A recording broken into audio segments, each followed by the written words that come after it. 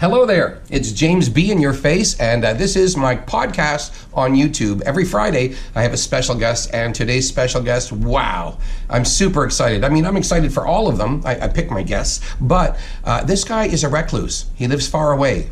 Took a lot of effort to get this to happen, but he said he would be happy to speak with me because we really respect each other. He's an amazing human being, famous painter, and was a world famous musician for a while. I'm talking about Mendleson Joe, the artist formerly known as Joe Mendelson.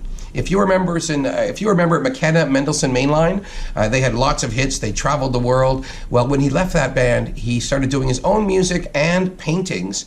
And I get letters from him in the mail, old school.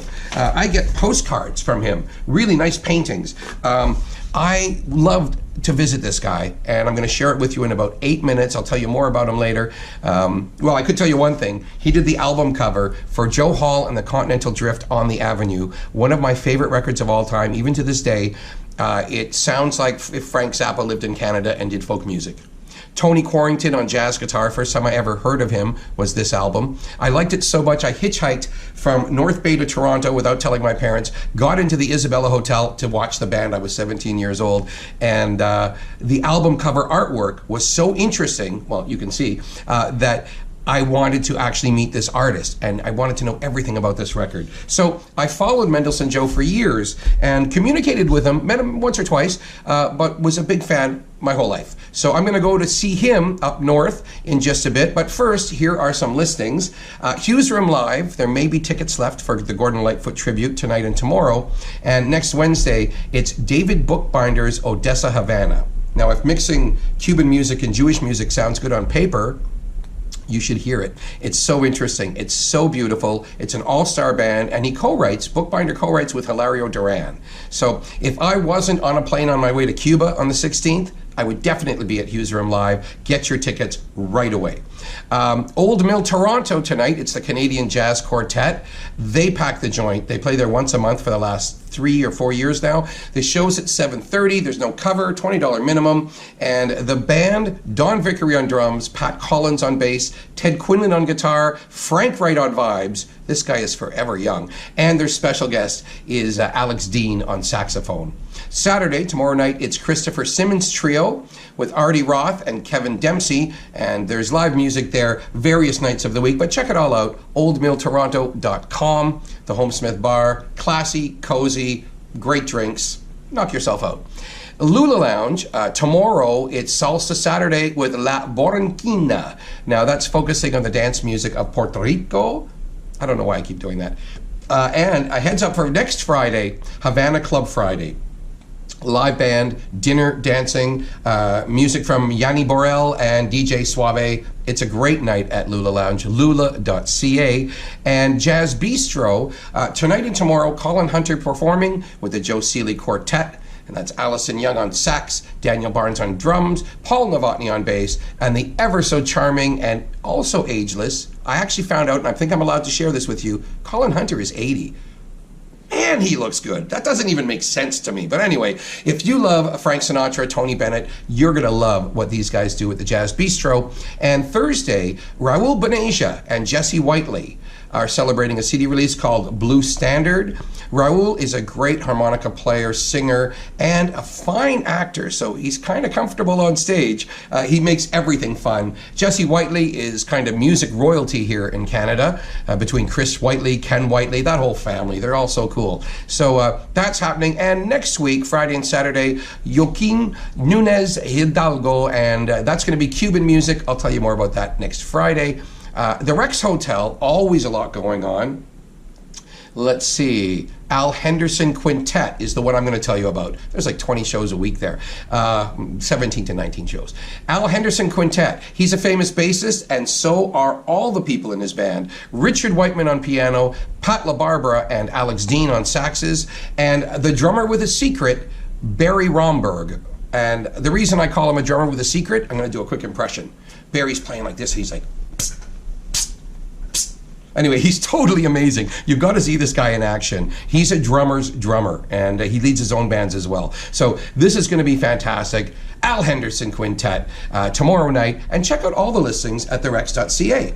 All right, Reservoir Lounge, Tyler Urema, always amazing. He's been playing Tuesdays and Saturdays at Reservoir Lounge for so many years. The band is tight. The bar is jumping. If you have a tourist coming into town and they want to party, get to the Reservoir Lounge. It goes from about 9:30 to real late. And who else? Oh, Alex Pangman is going to be there on Thursday at 7 p.m. That's an early show. It's a rare treat. She does it, I think, once a month. And 7 to 9 p.m., Alex Pangman plays. And then Stacey Kaniuk, I hope I pronounced her name right. She's really a darling. Another beautiful redhead. And she's got a little punch in her. So Reservoir Lounge, one of my favorite places to go. Michael Bublé says it's the best pizza in the world. Okay, now on to Mendleson Joe. Went up to the woods, north about 3 hours. There's a Mendleson Joe gallery up near Bracebridge, Ontario as well. His wife runs that. But he lives in this cabin in the woods. And I got to tell you, he's got these boots. You can buy them for $500. And imagine if you had the running shoes that Jackson Pollock splattered paint all over, what would they be worth? So really, $500? Nothing. Anyway, I'm going up to see Joe right now. Oh, I'm taking it back. I can't go to Joe yet. I have to thank our sponsors, and I want to encourage you to be one of them. First of all, Barbarian Steakhouse. Yum, yum. A great wine list. Oh, my God. Someone took me for dinner there last week, and I drank some of the finest wine of my life. So check it out, 7 Elm Street, Barbarian Steakhouse. Also want to thank Paul Barber at barberfinancial.ca. Good time to be thinking about your money, where you're putting it, how you're making it, what's going on with it. I need help, and he helps me, so he can help you too. And I want to thank all the sponsors, the people that I'm talking about today. These clubs are wonderful. If you're a musician or a music lover and you want to be a part of this, Patreon, that's the place to go. You can make a donation. $5 a month goes a long way. And if everyone does just a little, it'll end up just making all this so much more worthwhile. For example, gas money to go see Mendleson Joe. I'm off to see him right now. This time I mean it. So let's start at the beginning. 1944, Maple, Ontario. What was it like living in Maple, Ontario? I was a Jew from Mars. I adapt. Yeah. It was okay. I like rural life. That's why I live the way I live now. So it's okay. Yeah. I had an older sister who was married, so I was like, literally like an only child. End of story. I didn't get along well with my parents, so they thought I was from Mars. And what about, you have a famous aunt, don't you? Well, she's... Ebony and Ivory? Holy shit, where do you get this stuff? Because that group touched my heart. I don't know when I saw them years ago, but Yes. a black woman, a white woman, they each had a stroke, they had one hand that worked really good, and they played classical music together. You have a real future. If only you could get on the CBC and be in a position where they respected you. I've never met anybody who's known anything about that. My aunt was my mother's elder sister, who died at 93, and she was musically inclined. And yes, she would be called famous for one performance on some daytime TV show out of America. I think it was Dinah Shore or something like that in those days, but it was so... I don't know. It was so... Was she playing music when you were a kid? Was there any music in your family at all? No. Wow. Most of my family were Americans. Yeah. So as a child, I would go where I was forced to go, and I just behaved. And then you got to Toronto, went to U of T, right? I was born in Toronto, and I did go to U of T because I made a stupid promise to my mother that I would go to university. Yeah. It was a waste of time for me.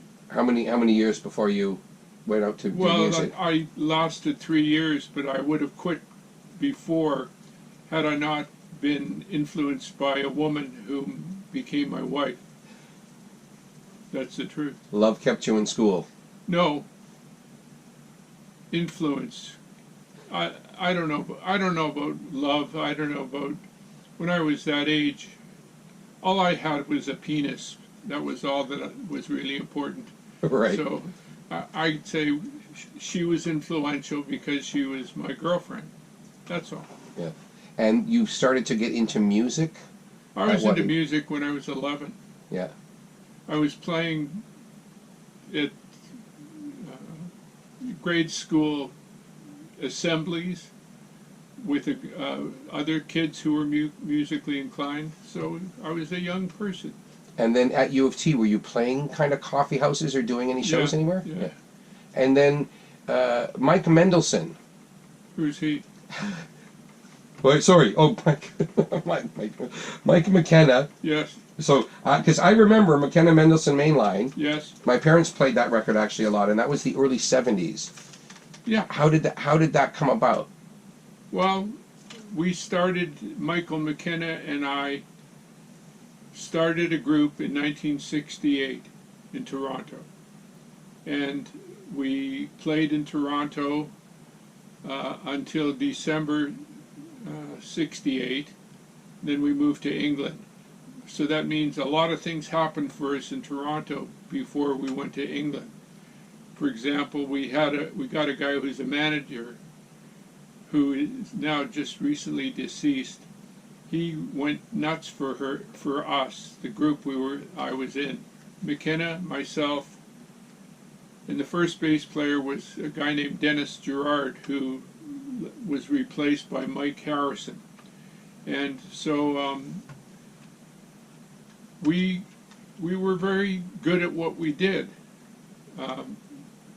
really good at what we did. In other words, if you know music to the extent that I can tell from your productions, if you find the magic connection musically, love it. There was no great magic socially. I don't get along very well with people. So, but I get along musically with these guys, and our manager got us a job opening for the Fugs at Massey Hall in '68. We started in the summer of '68. We're playing Massey Hall in '68. With the Fugs, who obviously had a huge cult following around North America. I would say they had a cult following. I don't know how huge. Maybe it's because of my weird friends in my background, but I knew them when I was a kid, and the thought of them at Massey Hall is really something exciting. They were significant. I mean, as much as I recall watching and listening.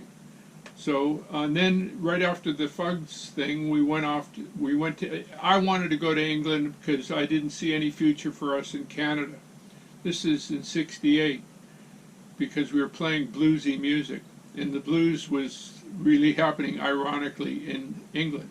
Mm-hmm. That's where it was all happening. So we went to England because of my sagaciousness, and the manager came with us. And the manager did a great job. He got us a deal with Liberty United Artists Records. And that's where that record that your parents or your father, that we made that in London. And that was big. I mean, you pretty much got pretty famous in the '70s in Canada on radio and in concert. Relatively, yeah. I'd say for 5 minutes. How was did you do a cross-Canada tour? Well, that's a lot of driving. We went everywhere in Canada, and we went in Europe. We were when we were in London, we played in Holland, at Utrecht, with the Pink Floyds, and I mean, we were very good at what we did. If you're good at what you do and people notice, things happen if you're lucky, but you need a pimp. Right. Everyone needs a pimp. Did I ever give you that CD? It's a great CD, and it's a great lyric. Thank you. Yeah. So without a pimp, it's more difficult for a talented person or talented people. So, for example, I hope you have a really good pimp. Right. I basically do a lot of pimping myself, but I'm better at pimping other people than myself. Of course, so am I. Yeah. I can't pimp myself worth shit. Yeah. But I can Pimp because I get excited by other talented people, and I can't shut up about them.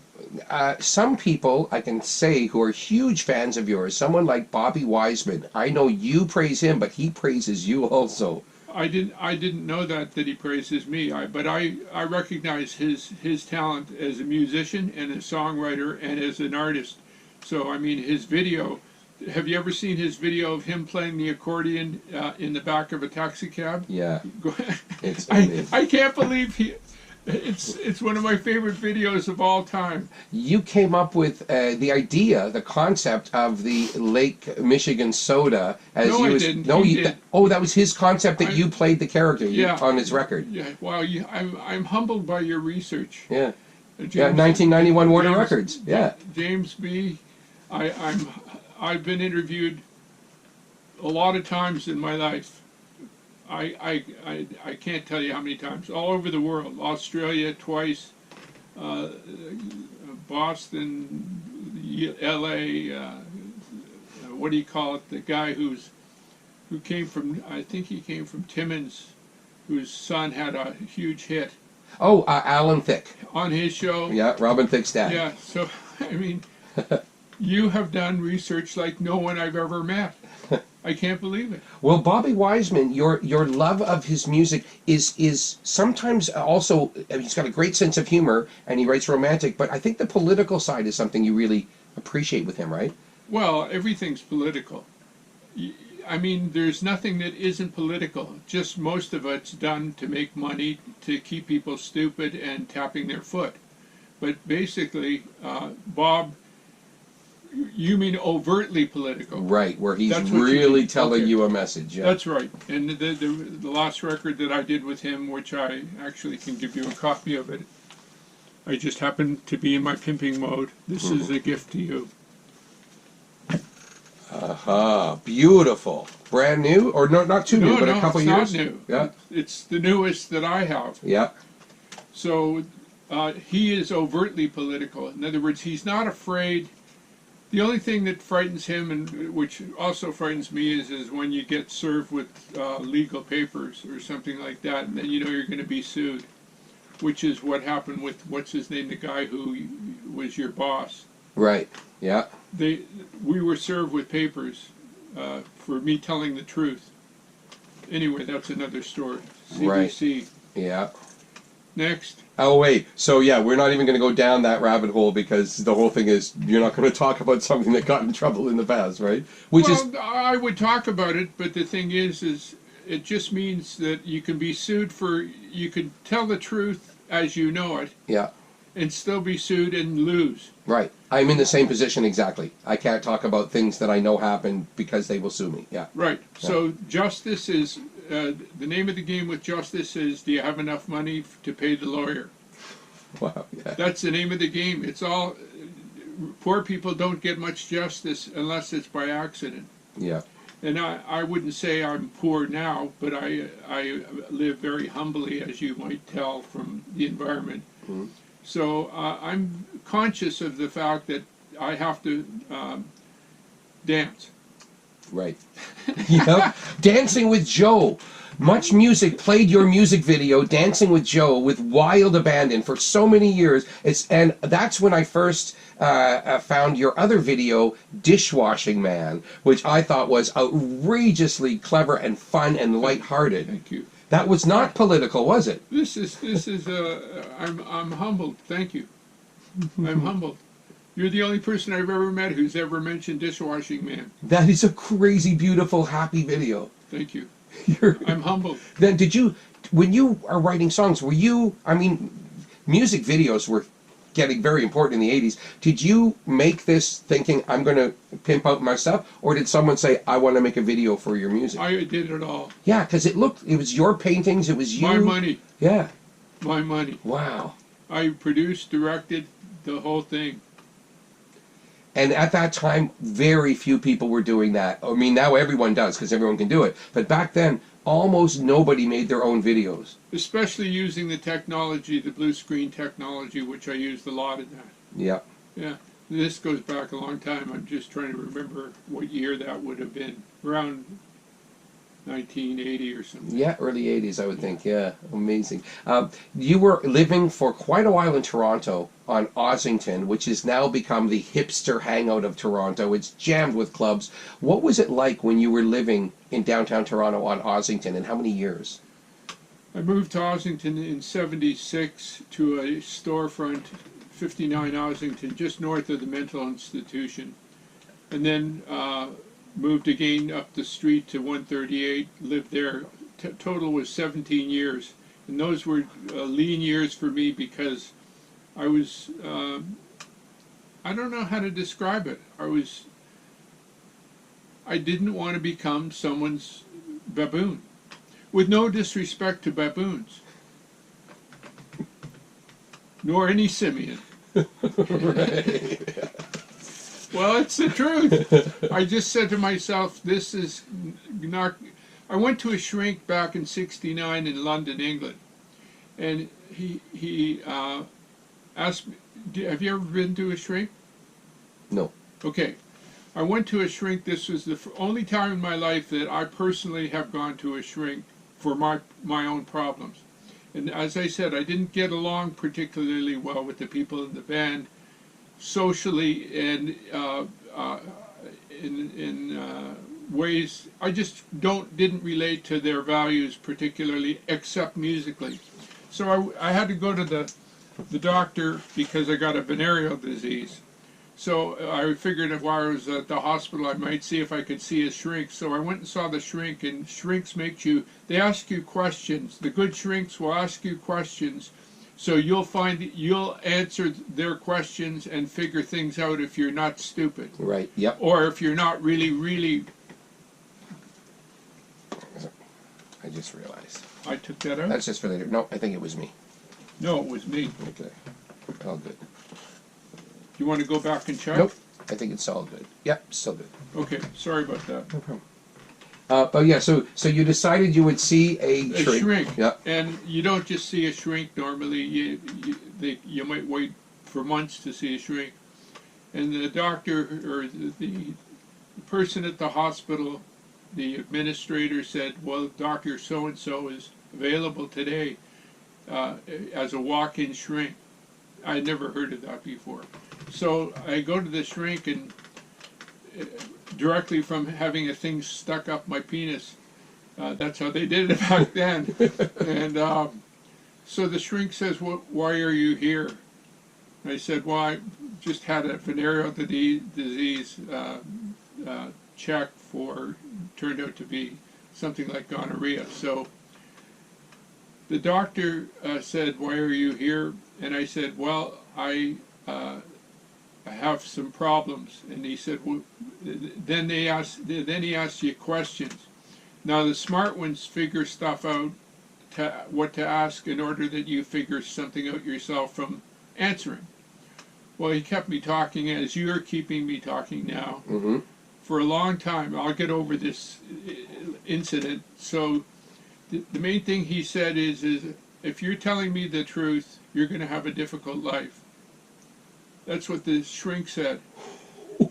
That's what he said. He said it because I told him I'm an artistic guy and I make music and I'm trying to be a pop star, because that's what we were trying to do. Yeah. And except the music was already getting stranger as I evolved into more overtly political stuff. So he said, you're going to have a difficult life. And I said, thank you. And I did have a difficult life. Because if you're interested in something above and beyond just conforming to the lowest common denominator of who you're with, despite the fact that these were great players. Right. I can't say enough about the how it worked musically. I just recognized, living on Ossington, the rents were really low. I mean, I was paying $250 a month rent for a storefront. It was a toilet, though. I know, but I know I was in there, and I know the size of it. But I think now that would go for $4,000 a month, not $250 right. a month. Wow. I think that's what it was. And then the one up the street was the same price, $250 for a storefront. The place when I met you, and I only walked in for a moment, and you handed me a music video that I was going to screen at some music video festival. This would have been, I think, 1981 or 82. You had a Michelin Man sign in the front. In your That's front right. window. So is it the first or second place? That's the second place. Second place. So that's the place I saw. Yeah, that was just up the street. 59 Ossington was just north of the mental institution. Yeah, and beside a gas station or something. No, or a garage. No, the Michelin Man was a tire. Was where you go to get new tires or have your tires switched to snow tires. Yeah, Ossington Tire, it was called. Right, and so I even remember back then, because this feels like home to me, where you live right now. Your place is always filled with art. How many paintings might you have in a place of residence at any one given moment? Well, at this point in my life, because of my age, I mean, I've been doing it for 44 years. Right. And I do it a lot. I'm sort of a little bit pathological in that I exist, therefore I art. And if I don't art, I'm going to be a problem. Yeah. Because you have to, if you can figure out what you love doing that won't get you in trouble, do it. And I have a lot. Yeah. So I've been told not to answer that question. Right, because is it dozens or hundreds? They're everywhere. Yeah. You're not thousands, because it's rooms filled with paint, and this is only one place, right? This is just one room. We're talking many places where it's stored. Wow. Well, it's my job, and had I had the opportunities to play more times at Massey Hall, I would have done. I like performing music, but now I can't do it anymore because of the Parkinson's disease. Mm-hmm. So it's really, in other words, I've been divesting myself of instruments. That's where I'm at now. Yeah. So I'm sort of done, except as a listener or as a pimp. If I can help people, artists of consequence, people who have something worthy to say. And I may not agree with it even. So. Oh, right. That it's something that should be heard, but it doesn't have to mean it's part of your philosophy. There are some people who believe in God, and I can still respect them. Some of them. Right. Well, that's true. You have had so many people sit with you. I'm wondering how many people of all of these people, and a lot of them are celebrities. I can answer. Over 1,000 people who have sat for me. Wow. Now, have any of these people given you some spirituality or a new way of looking at things? Like, because you have someone sit for you for 2 or 3 hours at a stretch. 3 hours. 3 hours. Has anybody really left you with something? Are there some people that you remember? Yes. That when they left, you knew something about them you had no idea of? Well, no, I would say because I have a thesis. I'm many theistically inclined person. So I would say my main influences are women. But for example, when I painted Alan Borovoy, do you know who he was? He was the counsel for the Canadian Civil Liberties Association of Canada. So when you and I are enjoying civil liberties right now, and because you are on the edge of the society for most people, you're not an easy read. I'm a freelance guy, yeah. Right. Yeah. Well, you would be a person who enjoys civil liberties. I know you do. Yeah. Okay, civil liberties is the backbone, the spine of our existence in a democracy. And without it, we have what we're getting with Doug Ford, for example, who is I call him predator, ignoramus. Mm-hmm. So the bottom line is Alan Borovoy made a couple of statements which educated me, and it's why I'm in my last will and testament I leave money to the Canadian Civil Liberties Association. That's one. Wow. Well, it's not a lot of money though. No, but it's a beautiful thought, and it's something you want to make. Well, I leave art to a lot of people, but the thing is, you can't presume people love the art that you give them as a gift, unless they've said, I love that picture, and you out of goodwill say it's yours as a gift. But if they don't, you don't know what they love, and you give it to them, you can't know. But if you give them money, everybody likes money, right? Right. In other Absolutely. words, that's my thesis on money. So I valued what he's had to say about the way Canada was and the way the world was. And the other one who had an influence just said one statement, and she's a person that many people would describe as being just a local angel. I call her an angel on one of my records, June Callwood. Mm-hmm. June Callwood said to me, "Joe, there are no innocent bystanders. We're talking about the way the world is." And she said that line. I remember that line enough. I don't have Alzheimer's, by the way, because I remembered June. From way back. Right? I painted her in '88 when she was 64. I don't have Alzheimer's. So that's what she said. Wow.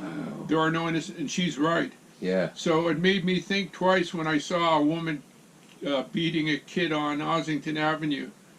And I don't know whether this happened before or after she said it, but I saw this young woman, probably late teen, hitting her kid. I said, "Stop!" That was the last time I remembered getting involved, and she said, of course, to me, "Fuck off." Mm-hmm. Right. In that area, it was the area was back then in the late 70s, 80s was largely people who may not necessarily call English their first language, and I would say she was a woman who was probably beaten. The light. I just saw the light go off. That's all right. Okay. Yeah. I always figure people who beat people have been beaten themselves.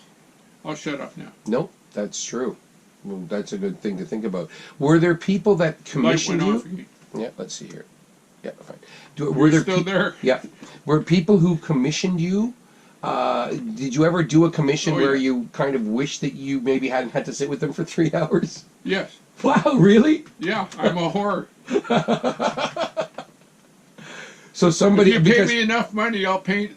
If some person whom I loathed would pay me enough money to paint them, I would do it. They wouldn't like the painting, I guarantee you. Because it's your interpretation. Yeah, I painted paintings of people, and they hated them. And the ones that were commissions, sometimes they hated them. Yeah. Mostly not, but what do you do when a person's paying you $5,000 to paint a painting and they hate it? It's a problem, and it hurts me because they paid me. They're saying, "I trust you. I think you're a great artist." And they hated it. But you paint what you see. Yeah. Well, I'm not that deep. Fuck. If it's a person who I know, it may have some influence on me. But I'm not deep, Jaymz B. Mm-hmm. I just like the way I painted you. I knew a little bit about you in the sense that I respected what you did, and when I watched you on the TV all those times and listened to the music you produced, I had a sense of who you were. But I could have been wrong, or it could have been... Absolutely. Yeah. Right. How much can you know someone from, especially nowadays with social media, people think they have an opinion, but they haven't formed one. They just have one. That's a whole other... We're talking about a medical... it's almost like an epidemic of stupidity, or malice, an epidemic of malice. Mm-hmm. So I don't own a computer, so I'm not knowledgeable enough, but from everything I hear and read, I subscribe to the Toronto Star. It's delivered to the box. So I'm in touch, I think, with what's going on without getting my brain too twisted around the electronic media. I'm glad you went here because I wanted to go to this point. What is a day in the life of Mendleson Joe like? Because you live here and you paint and you walk down your long laneway, quite long, to get to the post. What's a day like for you? What time do you wake up in the morning? Well, as I get older, I sleep less, or I sleep I go to bed early and I get up early. So I get up between 4 and 5. And sometimes at that hour I do my exercises, I eat my breakfast, drink the coffee, and then I do correspondence. Reminded me that this came back from a letter I sent you. You know, one thing I've appreciated with you over many years is we have always actually written letters or postcards. Yeah, I kept your last big one. Yeah. Very few people still use the post, and I love getting a letter in the mail. Yeah, well, I think that a lot of people do. It's just that most people may not own pens. Right. That's the problem. So you would do some correspondence in the morning, at stupid o'clock in the morning, some would say. Really early Yeah. in the morning, and do my exercises because I like to stay fit even though I'm shaking. And I'm trying to remember what else I do. I go to the bathroom, wash my hands. No one I know gets up that early, so I don't have much communication when I'm living here. Last night I stayed at I'm recently married, so. I knew you were engaged. I did not know you actually tied the knot. Congratulations. Thank you. Wow, mazel tov. I got lucky after 18 and a half years of research. So I did the research. So Now, this is amazing. We may have to sidestep your daily routine for a moment. The research on the perfect well, no, relationship. when I married Flea, which was back in '66, she was the woman who influenced me to try and finish going to the university, which was a waste of my time. But I proved something by doing it. You can go to university and get a high marks if you just play the system. It's a system. It has nothing to do with educating me. Mm-hmm. Nothing except I played football, got injured. Played football, got injured. Then became a folk singer and had girlfriends. The girlfriends didn't injure me, but the football did. Right. But the 18 years of research? Okay. I didn't think I would ever remarry after Flea divorced me back in 1980. And I didn't have any aspiration toward marriage because I just didn't understand. I didn't want to have children, so I was clear on that. And so I did a lot of research. So over many experiments, Mm-hmm. you could call it. So when I met this woman, she said the magic words that made me want to know her. You want to know the magic words? Mm-hmm. I always ask people when I'm talking, especially with strangers, especially if I'm painting a stranger, I always ask them, tell me something funny. And then I get to know who they are, because what they might think is funny might be a joke, which could be a joke that is something I do not necessarily relate to, or it could be a sense of humor that I can attach with. The next story is what is your purpose? I always ask people, what's your purpose? Because if you have purpose, you know that you have purpose.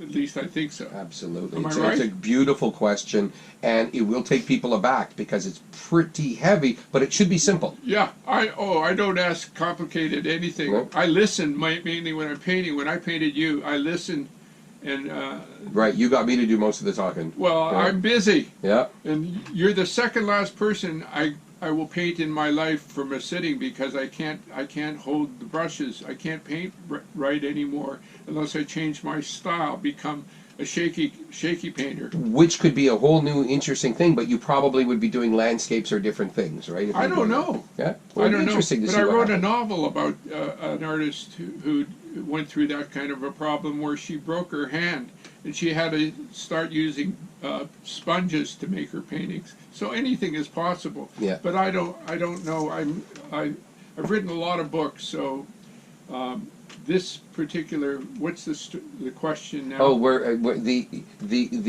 Who am I? wife the wife that you asked the Okay. comedy question. What do you She- find funny? And then no. No, I didn't. Probably didn't ask her that. I asked her, "What's your purpose?" Mm-hmm. And she doesn't hesitate. And she said, "I want to make a difference in a child's life." That was it. I wanted to know her because that means she is empathetic to children. Right. And she didn't say she wants to have children. She No, wants no, to make. no. She She wants didn't to have children. Right. Yeah. I probably asked her that after your quoting me. I probably asked her after she said I wanted to make a difference in a child's life. She probably said, I don't have any children. Or I asked her, how many do you have? She didn't have any. So that made me want to know her, and that's why I moved up here. I wanted to know her. So you're just past Santa's Village. You're close to between Bracebridge and Burke's Falls here. Correct. Is the scenery in this beautiful area? You're also inspired to do scenic paintings as well I as do a portraits. lot of landscapes. Landscapes are, I'm inspired by beauty. Beauty is the great healer for me. And people like Edward Snowden, he's a great hero. I paint my heroes. I paint beauty. I like beauty. I like painting food, vegetables. I paint a lot of vegetables. So it's physically attractive. I live in a forest, which is where I'm happy to live, where trees fall down. Bruce Coburn says, does anybody hear? I hear them. Right. Yep. When you live in a forest. But yeah, I also live with neighbors, and some of the neighbors, I would, if I had a choice, they would not be my neighbors. Right. Especially the ones with guns. Right, because you're here in heaven and you have to hear guns going off. Yeah. That's correct. Yeah. Now, I've never seen a handgun go off around here, but a lot of long guns. Right, and there are, I'd say within probably 3 miles of here, you could easily find a bear, right? Well, you could find a bear on your front. Just went off. Okay. Yeah. You can find a bear on your front door. Right. I have. Wow. Yeah, and at the back too. Oh yeah, bears. This is their territory. Right. I don't own this. The bears. It's the bears. Yeah. And we stole it all from the Indians. So let's give credit where credit is due. Yeah. We gave them God and liquor. Right. We're generous people. You were halfway through your day. We're going back a little bit here. You're halfway through your day. You're doing correspondence. It's now the afternoon. Are you painting or going for a walk in the woods? You go for a walk in the woods when it's safe to go for a walk in the woods, which means you have to think about, nowadays you have to think about Lyme disease, which means deer ticks. So you have to think about that. Now I don't wear shorts. When I lived in Toronto, I wore shorts all the time. Up here, I always wear long pants so I don't get bitten by a tick. You want to think about the season where you go for a walk. If you go for a walk now, you wear snowshoes because the snow's so deep. So that's good. I like snowshoes. I've got a video with me wearing snowshoes in it. It's probably on the internet. Cool. So, well, it just means that it's what I do. But in this, the fall is the best time to go for a walk because it's beautiful, and there you can see where not to fall and break your leg. But sometimes it's dangerous. Trees sometimes when you go for a walk, if you're not paying attention to where you are or what's going on, if it's windy, a lot of trees will break off at the top and fall on you and kill you. So you have to think about this stuff. But it's not as bad as going to Toronto and being shot. Right. So I'll take a tree anytime, and sometimes we have storms here and trees come down. Coming in off the road, you probably saw on the right-hand side of the road, or I should say the west side of the road, you coming in, there's a huge tree that came down, a senior poplar, which means 75 years, came down last September. So we have tornadoes now because of climate change. We've had tornadoes around here. I had a tornado at the front, and over in East Sprucedale there was a major tornado, took down a forest. Wow. A whole forest. Just flattened it. Wow. So things are changing. Right. Anyone who challenges climate change should go to church. So, because that's their only method of dealing with science. Science is my life. I am a scientist. I have a song called "Call Me a Scientist." You probably never heard it. I don't know that one. No, it's called "Call Me a Scientist." I think of my life as a social scientist. Next. How many albums have you put out? Put out or I mean, released recorded. that people. Yeah, I'm sure you recorded a lot more than you actually released. I'm wondering how many records are out there. Between 35 and 40 recorded and about 25 released commercially. Yeah, that's a. And not 90% of them have never been given airplay on CBC. My stuff does not get played, and I'm not whining. I'm just stating facts because I can tell, because I'm the songwriter. I get the royalties from airplay on when CBC plays something, because they do pay if they play a full song. Yeah. And I'm not getting any royalties. What about your album? I would have thought, I don't know how long ago this was, I guess 5 or 6 years, but Women Are the Only Hope, that album, I can't imagine why that wouldn't resonate with everyone right now. Especially women. Right. Yeah, I can't explain it. I think there are myopic listeners at the CBC, or who else plays. Locally, they play my music. There's a radio station out of Huntsville is starting to play my recordings because I walk in with them and give them to them. Right. So, but no. Wow. If you don't have a system of distribution and promotion, like a what do you call it? What do they call them? People who pimp you, not just pimping, but. Well, I mean, pretty much everything. Publisher, record label, agent, all of the old. My books don't sell. I've got 6 books out. They don't sell. The 2005 book of the Toronto characters of your paintings. That is a brilliant book. That didn't sell big? No. Oh, it's a really good book. Nothing, unless you have, I was trying to think of the word that I should remember. They're called publicists. Oh, right. If you don't have a publicist, and a publicist who is good at his or her job and likes what you do or loves what you do, you're totally screwed, because there's so much competition in the marketplace. So, for example, with what you're doing in this production we're doing now, unless somebody respects you and says, "I'll listen to anything you do, Mr. B," because that's how it should be with you, in my opinion. You may need a publicist to go out and say, "You got to listen to this." Right. This experience this guy had with the freak. Now, when you say freak, for people that don't know that record or that song, Women Are the Only Hope. Yeah. Can you explain what you mean by that? I'm sure I know what you mean by that, but I'd like to hear it in your words. Well, it's pretty obvious to me. I would say it's been obvious to me since I was a kid, but I didn't think I was a philosopher as a kid. I was a kid with a penis. Remember? Yeah. That I was just another young man with a penis. Yeah. But then I started recognizing that the half the world is female. Just like a small percentage of the world are psychopaths. Now, I study psychopathy, so I know a little bit about it. I'm an amateur shrink, or not shrink, but scientist. Yeah.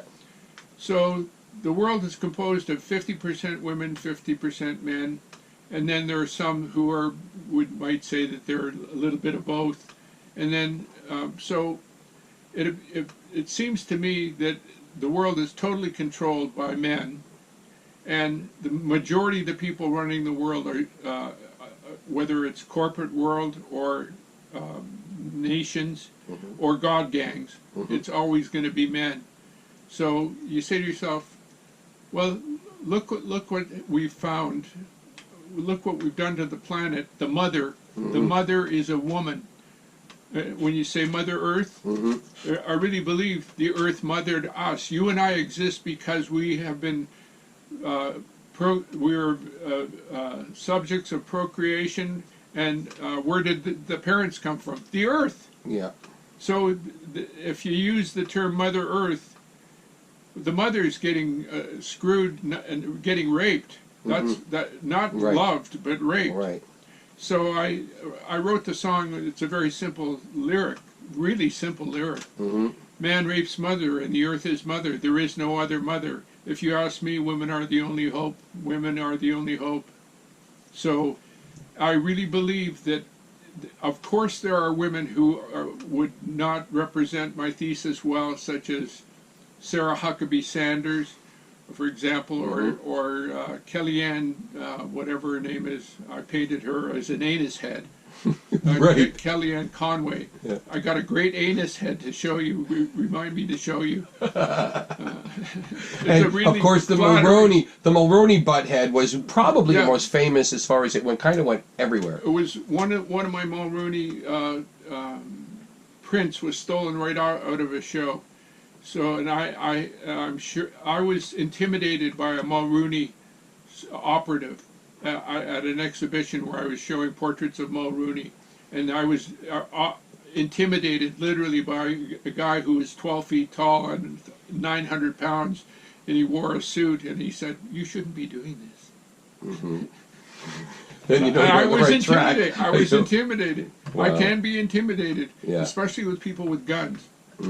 I don't know if he had a gun, but he wore a suit, and he was a large man. And back then, I was much taller. I used to be over 6 feet tall. Now I'm 3 feet tall. How does that work? Well, it's just an exaggeration. I know. I'm glad. So women are the only hope. And the political side that you've been on. It's a thesis that most sane people, especially women, would say yes. Women are the only hope, because look at what men have done. Look, any institution in the world that exists, any kind of nationality, it's all about controlling women. And the God Gang's job is to control women and to, of course, demonize anyone who disagrees with them. Right. So I have a problem with the God Gangs. Yep. One last bit, and this is obviously about health, because everything, when you write to someone, you're always saying health first. When I was going to come last week, my driver was sick. You're like, do not get in a car with a sick person. You've been talking about this forever, though, about health, the importance of health. That's because when you're a musician, you do the road, and the road killed me. But before I was born, I was killed by the road. Right. That's how bad it is. And I keep telling people, such as the former neighbor Huxley Workman, I said, you have to understand that this is how you'll die. And I have a friend who works in Toronto I can't remember what he teaches at a music school for for kids from downtown Toronto.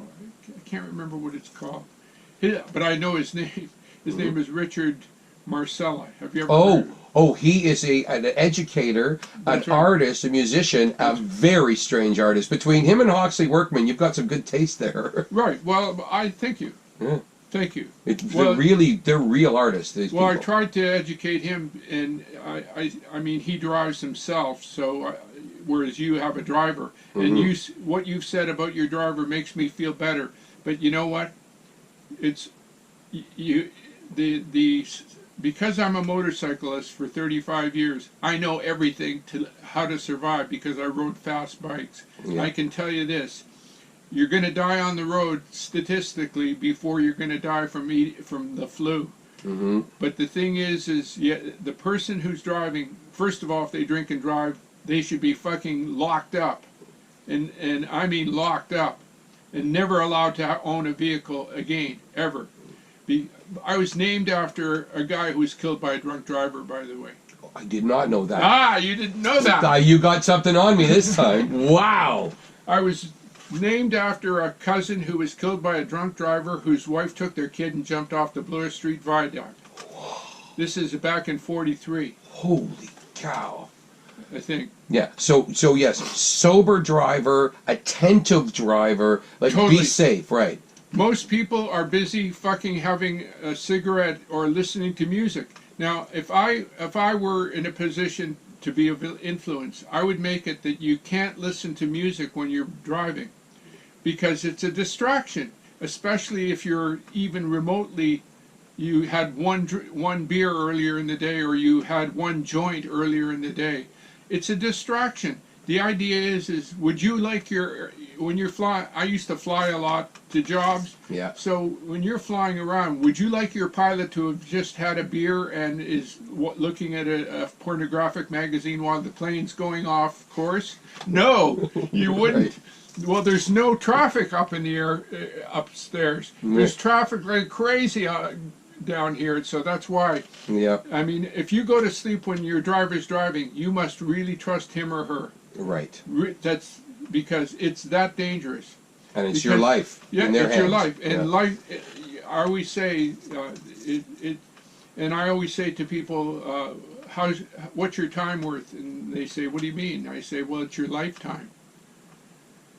It's your whole life can end very quickly because of some fool or some lazy person, some irresponsible. There's a euphemism. Irresponsible. He was only irresponsible. He only had 12 beers. Right. What else can you say? And I got to tell you something. It's so common up here. I mean, it's all these people with getting shot. Think of all the people who are getting run over by drunks. Yeah. Yeah, in small town and everywhere. And far away, but everywhere it Everywhere. happens. But especially when you have to drive long distances to go somewhere. In Toronto, you could take an Uber. Here, you might be going half an hour away just to go to see a friend. That's correct. Yeah, so it's very important. We're done? We are done, and I want to thank you. And I love the fact that you live in nature and you continue to paint. And I hope, whether it's a sponge or something else, I hope you continue to make art or do whatever it is that drives you. I'll write, for sure. Writing books is easy. All you have to do is get a pen. Yeah. And then devote years. I look forward to the next book. Thank you. Thank you, Joe.